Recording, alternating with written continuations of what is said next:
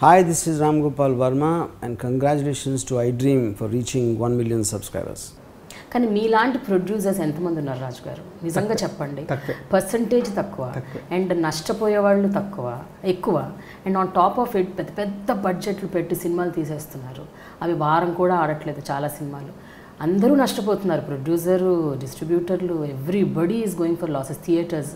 So ఈ సిచ్యువేషన్ని మార్చే కష్టం అంటే ఎప్పుడు మారుద్ది అంటే సినిమా తీసేటప్పుడే ప్రతి ఒక్కరు జాగ్రత్తగా ఉండాలి.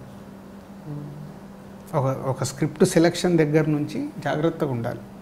అండ్ ఇక్కడ ఏమవుద్దంటే ఒక సక్సెస్ రాగానే మీరు హిస్టరీ మొత్తం చూడండి, ఒక సక్సెస్ఫుల్ సినిమా ద్వారా నెక్స్ట్ బెనిఫిట్ వచ్చేది హీరో మార్కెట్ పెరుగుద్ది, డైరెక్టర్ మార్కెట్ పెరుగుద్ది, ఆర్టిస్టుల మార్కెట్ పెరుగుద్ది, టెక్నీషియన్స్ది పెరుగుద్ది, వీళ్ళందరిది పెరుగుద్ది ఒక సక్సెస్ఫుల్ ఫిలిం ద్వారా. ఎందుకంటే వాళ్ళు లైమ్ లైట్లోకి వెళ్తూ ఉంటారు. ప్రొడ్యూసర్ మార్కెట్ పెరగదు, డిస్ట్రిబ్యూటర్కు పెరగదు, ఎగ్జిబ్యూటర్కు పెరగదు. వీళ్ళు ఎందుకంటే ఈ కింద వీళ్ళందరూ బిజినెస్ మట్టుకే చేస్తారు. వీళ్ళందరూ ఓన్లీ డబ్బు పెట్టడం, వాళ్ళు తీసుకునే వాళ్ళు, వీళ్ళు ఇచ్చే డబ్బు పెట్టడము, ఎంత లాభ నష్టాలు చూసుకునేదేమో వీళ్ళు సర్వీస్ చేసేవాళ్ళు. కాబట్టి వీళ్ళ మార్కెట్ పెరుగుతూ ఉంటుంది. సో ఇక్కడ మార్కెట్ పెరిగినప్పుడు బడ్జెట్ ఎలా పెరుగుద్ది? హీరో, డైరెక్టర్, ఆర్టిస్టులు, టెక్నీషియన్స్ వీళ్ళందరూ పెరుగుతున్న కొద్దీ బడ్జెట్ పెరుగుద్ది. ఇప్పుడు నాలాంటి వాళ్ళు కొంతమంది ప్రొడ్యూసర్స్ ఎందుకు మేము సస్టైన్ అవుతామంటే ఫస్ట్ నుంచి మేము అన్ని క్యాలిక్యులేట్ చేసుకుని ఈ సినిమా ఈ బడ్జెట్లో చెయ్యాలా వద్దా, లేదు ఒక ఓవర్ బడ్జెట్ అయితే ఈ సినిమా చేయడం వల్ల ఉపయోగం లేదు, మేము ఆగిపోవడానికి ట్రై చేస్తాం. బట్ సమ్వన్ ఇంట్రెస్ట్, డబ్బు ఉంటుంది, సినిమా తీయాలి, హీరో ఎంతన్నా ఓకే, డైరెక్టర్ ఎంతన్నా ఓకే, ఎవరు ఎంతన్నా ఓకే, అందరికి ఇచ్చేసినప్పుడు ఆ సినిమాతో ఆగిపోదు అది. ఈ ఇంపాక్ట్ ఏమవుతుంది, తను ఇచ్చేస్తాడు, 1-2 సినిమాలు చేస్తాడు, వెళ్ళిపోతాడు. బట్ ఈ ఇంపాక్ట్ ట్రావెల్ అవుతుంది, నెక్స్ట్ సినిమా తీసే అందరి మీద ట్రావెల్ అవుతుంది. సో ఈ సిస్టంలోనే తప్పుంది. దాన్ని ఇప్పుడు ఎవరు మార్చుతారంటే ఎవరు మార్చలేదు. కానీ మీరండి, ఇప్పుడు మీరు, అల్లు అరవింద్ గారు, సురేష్ బాబు గారు, ఇలాంటి అంటే డిసైసివ్ మేకింగ్లో ఉన్న ప్రొడ్యూసర్స్ కొంతమంది, అంటే కొంచెం వాళ్ళ పెద్దరికం ఉంది, వాళ్ళకంటూ ఒక రెస్పెక్ట్ ఉంది ఇండస్ట్రీలో. మీరు కనీసం కూర్చొని మాట్లాడి దీన్ని ఏమి చేయలేరా? అంటే హీరోస్ రెమ్యూనరేషన్స్ తగ్గించడం, టెక్నీషియన్స్ రెమ్యూనరేషన్స్ తగ్గించడం, అంటే can't you come up with such kind of అంటే జరగదండి. అది ఎందుకు జరగదంటే ఇప్పుడు ఒక సినిమాకి ఒక హీరో కావాలి. ఒక హీరో ఉంటేనే తన చుట్టూ సినిమా అనేది రెడీ అవుతుంది. ఎవరు రెడీ చేస్తారు? ఒక డైరెక్టర్ రెడీ చేస్తారు. సో డైరెక్టర్, హీరో పెద్ద సినిమాలకి ఈజ్ వెరీ ఇంపార్టెంట్. దాని తర్వాత వచ్చే టెక్నీషియన్స్ కానీ, ఆర్టిస్టులు కానీ, పెద్ద సినిమా అనే వరకు ఆ సెటప్ కావాలి. ఆ సెటప్ కావాలన్నప్పుడు ఇస్ హీరో మార్కెట్ ఇది. సో హీరో ద్వారా జరగాల్సిన market film industry, it's not Telugu. I understand. నేను అనేది ఏంటంటే హీరో మార్కెటే, అన్నీ కరెక్టే. బట్ హీరోలకి, టెక్నీషియన్లు కూడా తెలుసు, డైరెక్టర్లు కూడా తెలుసు ప్రస్తుతం సిచ్యువేషన్ ఏంటి తెలుసు. వారం కూడా సినిమాలు, ఏ బాహుబలి లాంటి సినిమాలే 3-4 తెలియదండి. అదే తెలుసు అనుకోవడం మనం అనుకుంటాం తెలుసు అని. ఎందుకు తెలియదంటే ఎవరు వెళ్ళి కూడా నిజాయితీగా చెప్పరు ఇది అని. చెప్పడానికి ప్రయత్నం చేసామనుకో, ఇప్పుడు నాలాంటి వాళ్ళు కూడా వాళ్ళ దృష్టిలో తప్పు అవుతుంది. వీళ్ళు అన్ని అబద్ధాలు చెప్తున్నారు, వీళ్ళు తప్పులు చెప్తున్నారు. సో నేను అందుకే ఎవరి మీద నేను రుద్దలేను. మాలాంటి ఇప్పుడు మీరు ఏదైతే చెప్పినా ఈ ప్రొడ్యూసర్స్ అందున్నారో మేము రుద్దలేము. మేమేంటి నవ్వుతూ సజెస్టివ్గా కూడా మీరు ఏమి చెప్పలేము. చెప్తే తీసుకోవడం. మీరు ఒక సినిమాకి అలా చేశారు. సీతమ్మ వాకిట్లో సిరిమల్ల చెట్టు సినిమాకి మహేష్ బాబు గారిని, వెంకటేష్ గారిని, ఇద్దరిని పెద్ద హీరోలని ఒప్పించి సినిమా తీసి వాళ్ళిద్దరి రెమ్యూనరేషన్స్ కూడా వాళ్ళు తగ్గించుకునేలాగా మీరు వాళ్ళని కన్విన్స్ చేశారు, వాళ్ళు ఒప్పుకున్నారు. It's a process. ఎప్పుడో ఒకసారి జరుగుద్ది అది. ఎందుకంటే ఆ కథ జరిపించింది. ఆ కథ అంటే చాలా రోజుల తర్వాత ఒక మల్టీ స్టార్ సినిమా, ఒక బ్యూటిఫుల్ ఫ్యామిలీ ఎమోషన్స్తో కూడుకున్న సినిమా, ఆ కథ వాళ్ళకి నచ్చడము, క్యారెక్టర్లు నచ్చడం, ఇవన్నీ జరగడం వల్ల మహేష్ బాబు గారు నిజంగా ఆ ప్రాజెక్ట్ జరగడానికి మెయిన్ రీజన్ మహేష్ బాబు గారే. సో మహేష్ బాబు గారు కూడా అన్ని రకాలుగా లేదు ఈ సినిమా ఇలాగే తీయాలి, ఈ సినిమా మళ్ళీ ఏదో ఫైట్లు పెట్టి, పాటలు పెట్టి, సెట్లు వేసి తీయకూడదు, న్యాచురల్గానే తీద్దాము. సో అందరు అలా టీమ్గా తయారయ్యారు. అది ఎప్పుడో ఒకసారి కానీ జరుగుద్దండి, అది రెగ్యులర్గా జరగదు. సో ఇట్స్ స్టోరీ డిమాండ్ చేయడం వల్ల మహేష్ బాబు లాంటి హీరో తగ్గడం వల్ల వెంకటేష్ గారు కూడా సపోర్ట్ చేయడం. వెంకటేష్ గారు ఈజ్ ప్రొడ్యూసర్కు సూపర్ సపోర్ట్ ఉండే హీరో. సో ఉండడం వల్ల జరిగింది అది, ఏ ఒక్కరు లేకుండా జరగదు.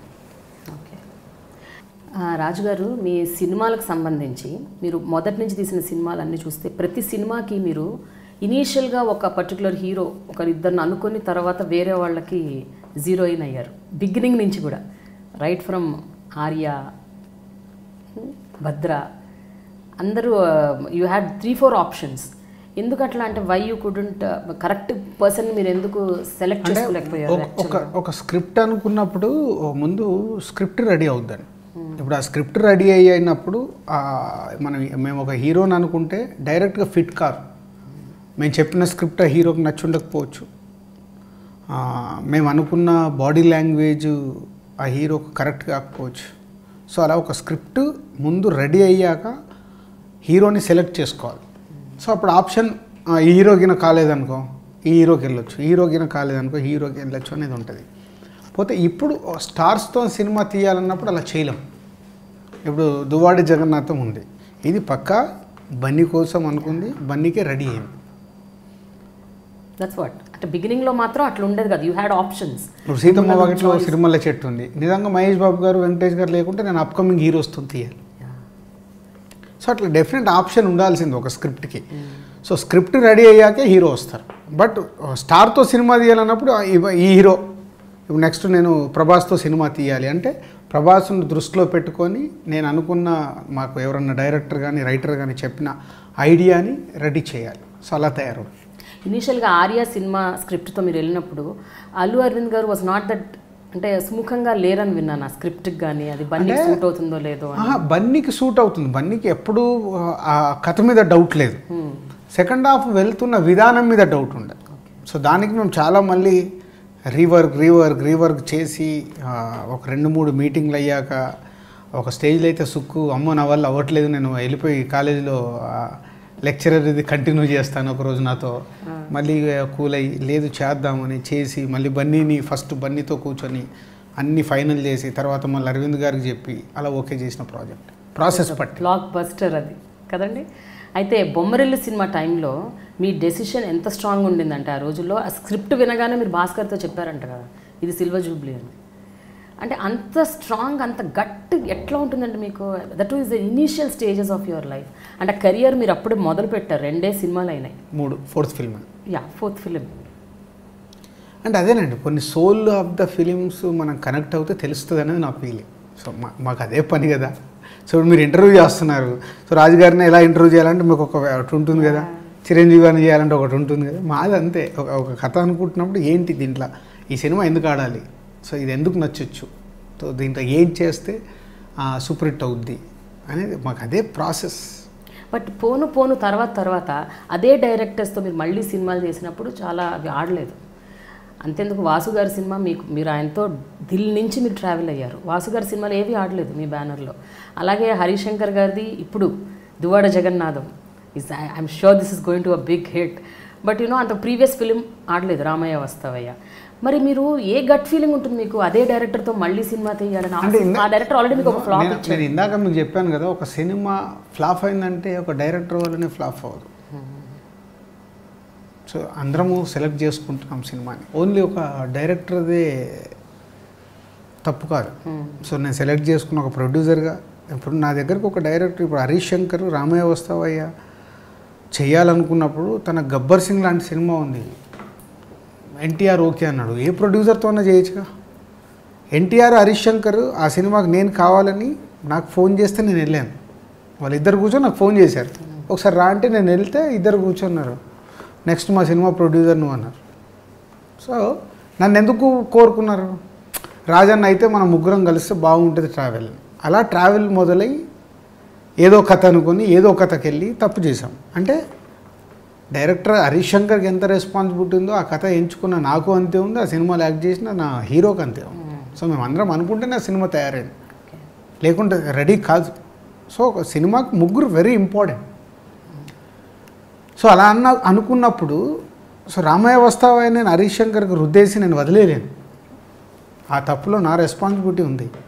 కాబట్టి సుబ్రహ్మణ్యం ఫర్ సేల్ చేసాము, సక్సెస్ కొట్టాము, మళ్ళీ ఇప్పుడు దువ్వాడి జగన్నాథ్ చేస్తాం. Hi, this is Ram Gopal Verma and congratulations to iDream for reaching 1 million subscribers. Hi, this is Ritu Verma. నేను మీ లాస్యాని. Hello everybody, this is me Noel. 1 million subscribers reach అయిన శుభతరుణంలో నా శుభాకాంక్షలు తెలియజేస్తున్నాను. iDream 1 million subscribers కి reach అయ్యిందండి. Congrats to iDream Media on reaching 1 million subscribers. iDream Media on 1 million subscribers reach చేసినందుకు all the best and congratulations to you. Congrats iDream. Keep up the good work and continue to entertain.